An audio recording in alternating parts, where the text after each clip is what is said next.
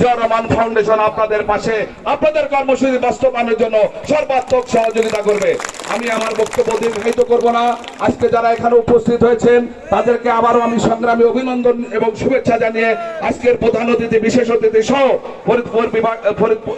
গোপালগঞ্জ জেলার সম্মানিত কনভেনার উপস্থিত হয়েছেন, কাশিয়ানী বিএনপির যারা সহযোগিতা, কাশিয়ানী উপজেলা বিভিন্ন ইউনিট, বিশেষ করে আমার ছোট ভাই সেলিম ও ছাত্র রাজনীতি থেকে আমার পাশে ছিল, আজকে সৌভাগ্যক্রমে ওকে আমি পাশে পেয়েছি।